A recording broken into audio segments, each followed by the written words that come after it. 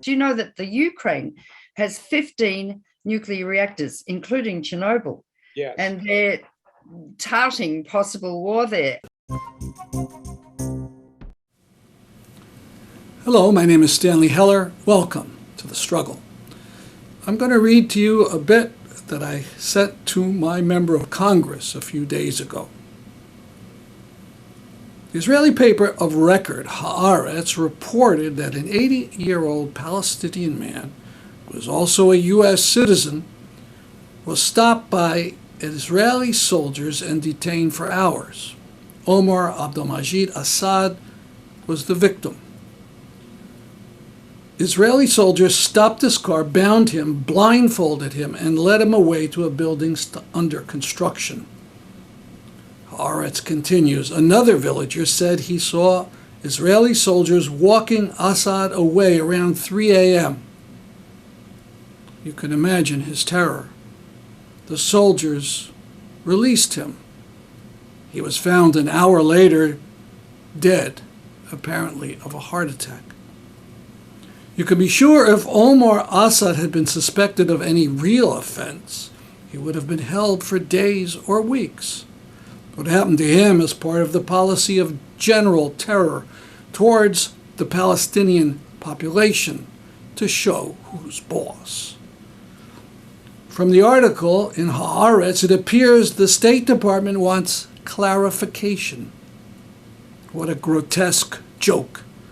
The Israeli army will hold an investigation that will go on for months, if not years, and when interest has cooled down, will close the case, saying lack of evidence or that procedures were followed, etc. What's needed is an international investigation with people not beholden to the Israeli or U.S. government, an investigation that would lead to punishment. So the Middle East Crisis Committee created an online petition that simply says, demand international investigation into the killing of 80-year-old American citizen by Israel. We link to it in the headline section of thestrugglevideo.org. We hope you will sign it. And this video of Haj Suleiman Hathalin, who was callously run over by an Israeli police truck and then ignored.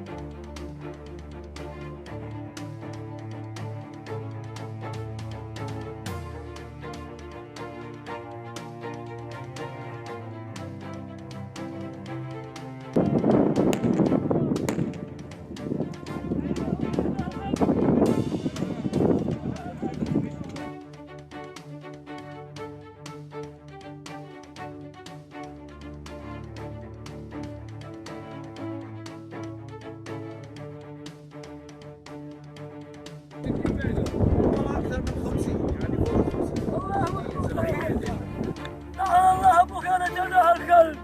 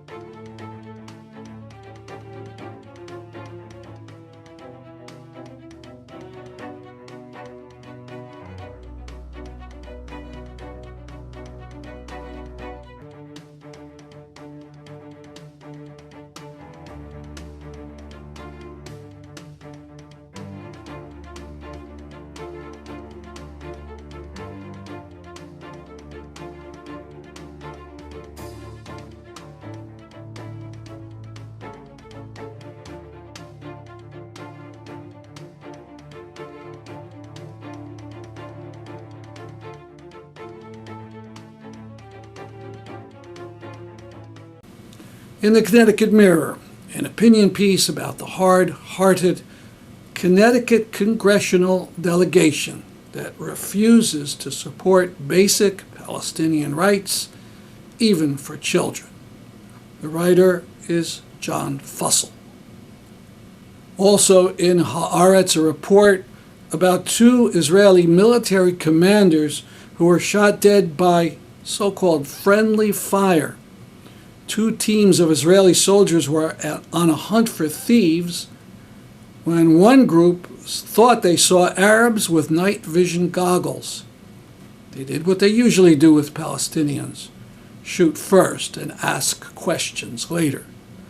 2 young Israelis paid the price.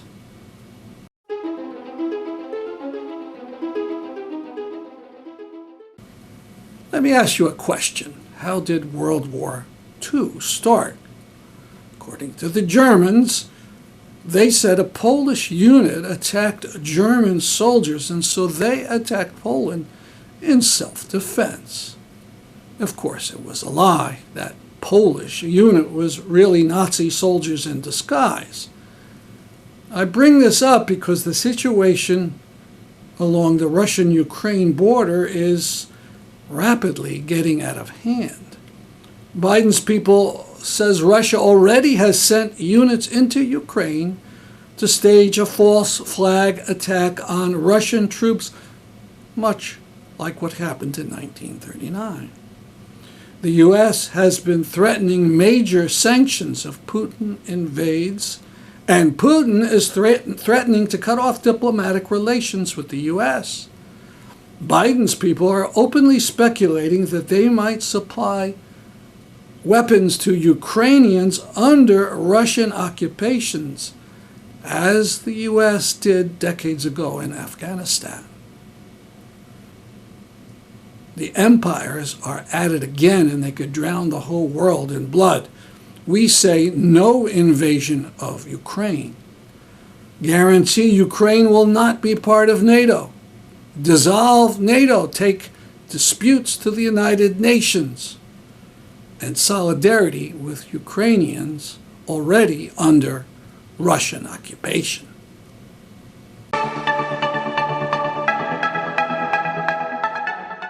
We're going to spend a good part of the program talking about the danger of nuclear power. As the nuclear power industry, it's flexing its muscles to try to prolong its life and profits, mainly by getting government welfare. The company's latest scam is to claim that nuclear power is carbon-free.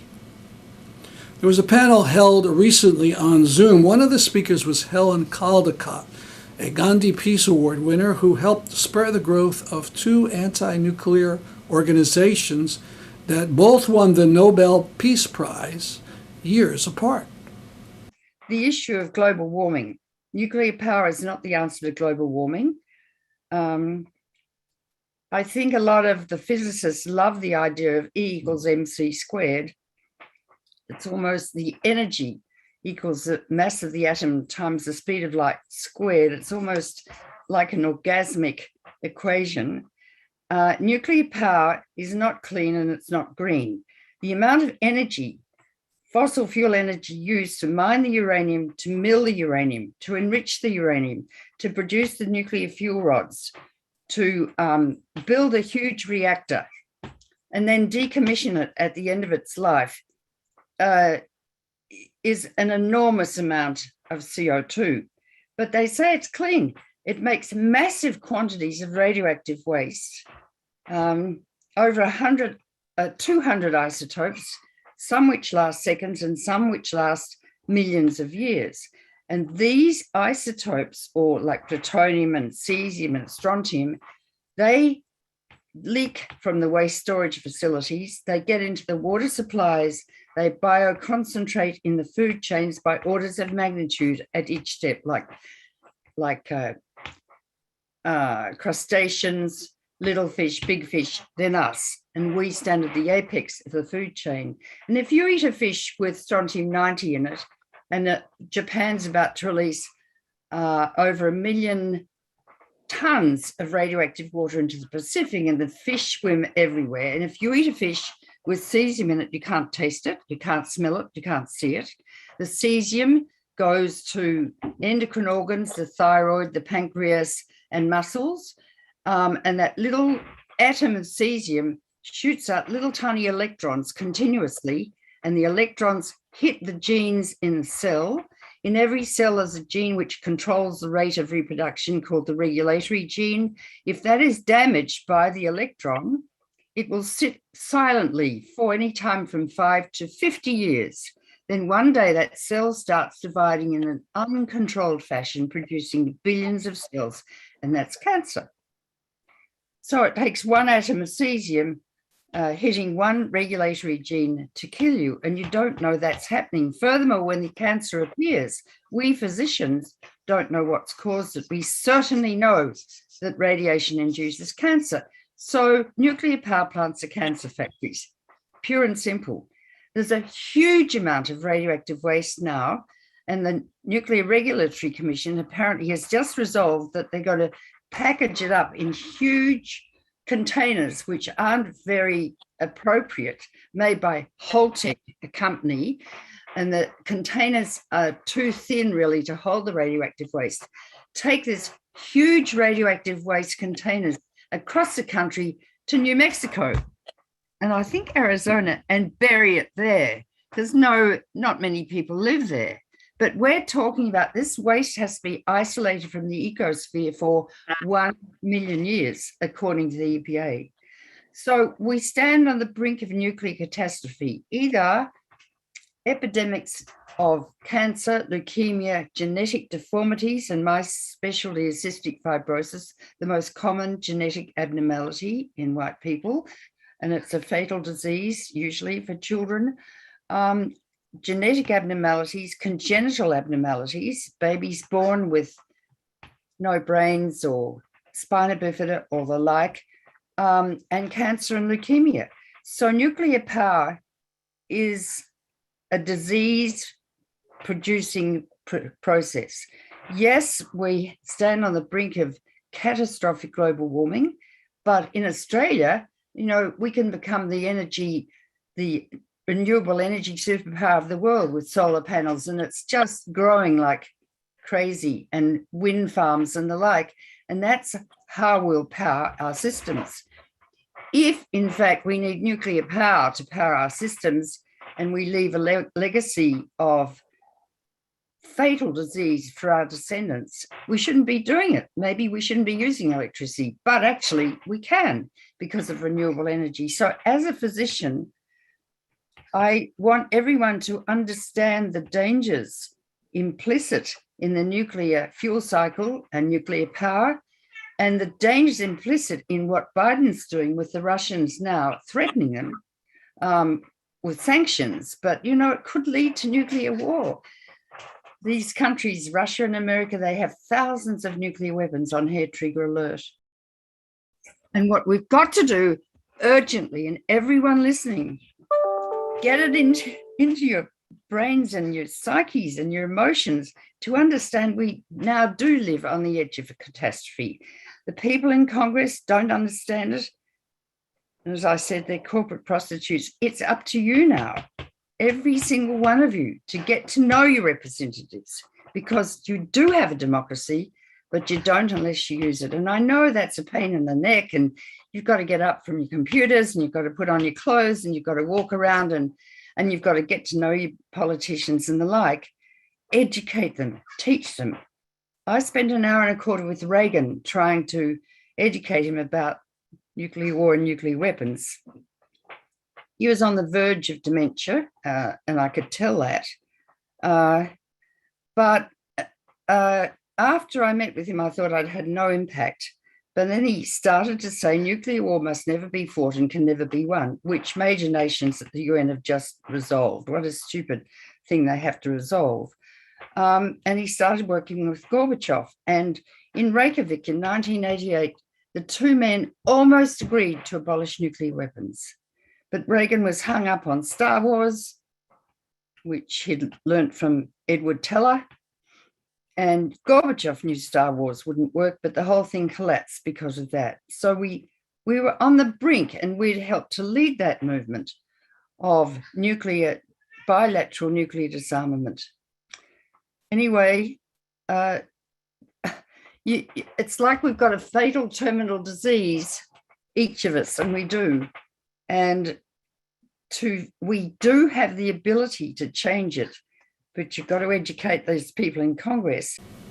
Harvey Wasserman is a longtime activist against nuclear power and author of the book Solartopia.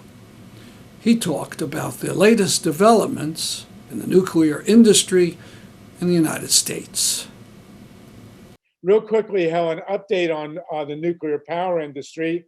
We have a lot to celebrate on December 31st. On my birthday, Germany shut 3 of its last 6 reactors. And they're committed to shutting their last 3 and becoming nuclear free at the end of this year. It's a tremendous accomplishment. Wouldn't have happened without the no nukes movement. In this country, unfortunately, you're talking about Biden, the new Secretary of Energy, Granholm, is now endorsing keeping Diablo Canyon open. And it's insane. We need to inspect Diablo Canyon. Marcy Winograd and others from California, we've been desperately trying to get the state of California to look at the embrittlement at Diablo Canyon, which is absolutely terrifying. We also know that in France, which has been the poster child for nuclear power all these years, they have just shut 4, count them, 4 reactors because of cracking. And because France has a unified system with they have 55 reactors and half are they're all Westinghouse reactors, basically, standardized design. If they have cracks in 4 reactors now, that means they probably have cracks in all of them. And so while Germany is going totally no nukes, France, which has been talking about building new nukes, now faces the shutdown of many, if not all of their reactors because of this standardized generic problem. It is a very big deal. France is building 1 reactor at Flamanville. There's a reactor under construction in Finland. There are a few in China. And in the United States, we have the Vogtle plant, which is doubled. It was originally $14 billion. It's now over 30. They were supposed to open in 2017. They may not open at all. And so the entire nuclear industry worldwide, thankfully, is in disarray.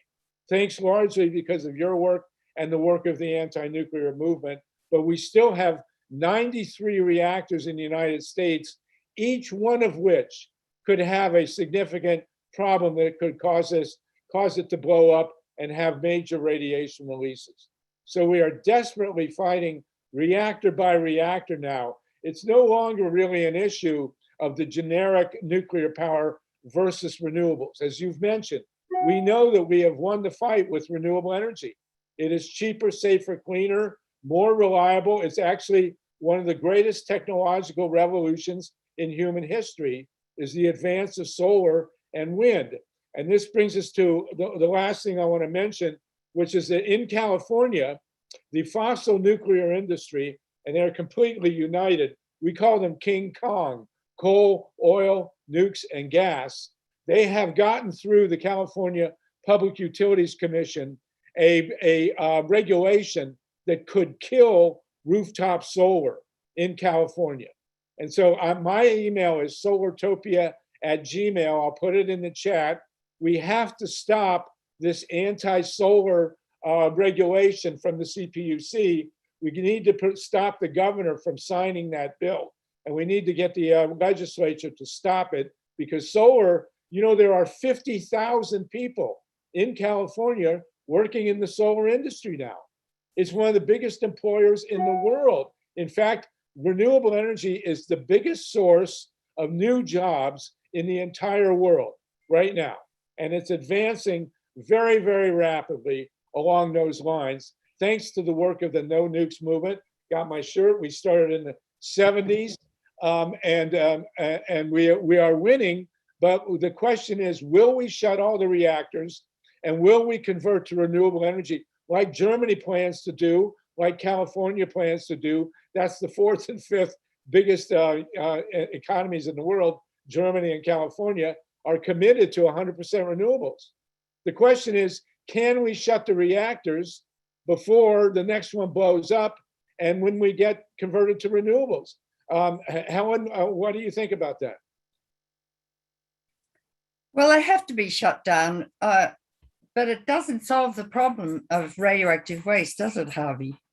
Well, at least we stop creating new waste. You know, that's, yeah, I know, but we've got so much waste now. It's unbelievable. You know, if the Second World I have War, a perfect place for it. I know exactly where nuclear waste should go. in the Congress. Trump Tower.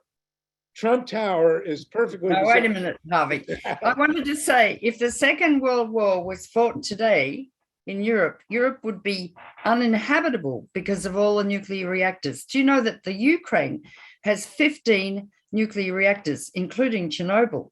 Yes. And they're touting possible war there. I mean, nuclear power makes war absolutely impossible, but that doesn't get through the thick skulls of these men.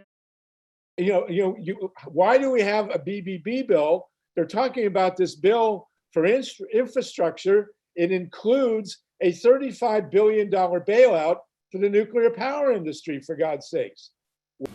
Wasserman states that $35 billion was designated in the Build Back Better bill to be given to the nuclear industry. I did some searching, and indeed there are many billions for the nuclear corporations that would be part of Biden's bill if it ever passes. In the Q&A, someone from Washington State talked about Hanford, where they used to make nuclear weapons. Okay, there was enough material about Hanford in Washington, which is shut down, and now there's football fields of radioactive things all around Hanford ready to go into the Columbia River.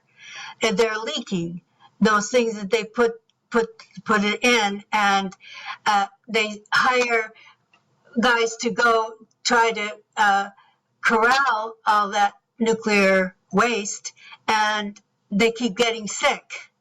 So and dying before they can finish the job, and they're paid a lot of money. So I mean, because it is dangerous. But we did get the Trojan nuclear power plant stopped before it was fired up.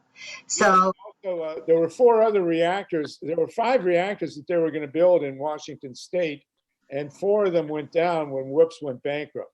But I'd like to say something, Harvey. Yes. There's a very relatively high incidence of babies born with anencephaly near Hanford, and anencephaly means baby born with no brain. And I've delivered such a baby. They cry, they suck, and then they die.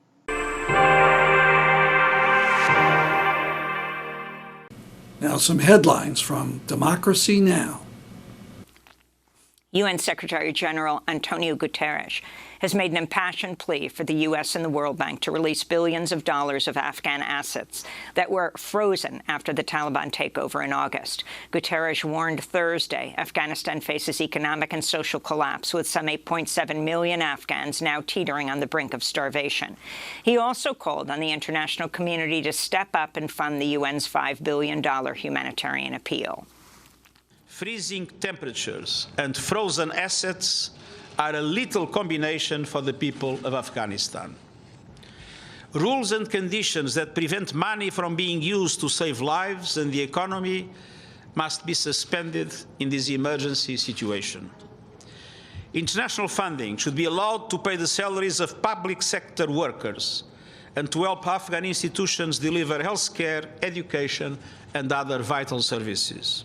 New climate data show 2021 was the 6th hottest year on record, with global temperatures rising about 1.5 degrees Celsius above the pre-industrial average. This is NOAA, that's National Oceanic and Atmospheric Administration scientist Russell Vose. The last 7 years have been warmer than anything we've seen before. They really sort of stand out. Each of the past 4 decades has been warmer than the decade that preceded it. There's been a steady increase in temperature since at least the 1960s and really since the late 19th century. At least 25 countries set new annual temperature records last year. Here in New York City, several protesters were arrested Thursday for blocking traffic during a climate rally demanding Governor Kathy Hochul and state lawmakers take action to avert climate catastrophe. Protesters are demanding passage of the New York Build Public Renewables Act. The legislation would combat environmental racism, require the New York Power Authority to provide only renewable energy and power to customers, and would create tens of thousands of green union jobs. It's been over 3 years since New York lawmakers last approved a major climate bill. And New Jersey Governor Phil Murphy has postponed a key vote on a contract to build a $180 million gas-fired power plant in Newark. Murphy called for a more thorough environmental justice review and robust public engagement process. The governor's decision is being celebrated by community organizers in Newark's Ironbound neighborhood, who warn the power plant would worsen the already poor local air quality and exacerbate the climate crisis. Here's a view of the climate countdown clock on the site of Promoting Enduring Peace. 2030, the year when the UN says the world has to cut down on our carbon output by 50%, is fast approaching. You can go to the clock quickly by scanning this QR code. Finally, if you see our program before the 16th, remember the online panel sponsored by climate groups in Connecticut on 4 p.m. that Sunday, the 16th of January. And on the 25th of the month, a panel on the Uyghurs, the persecuted Muslims of China. That's our program for today. Thanks for watching. See you next week at this time. I'm Stanley Heller for The Struggle.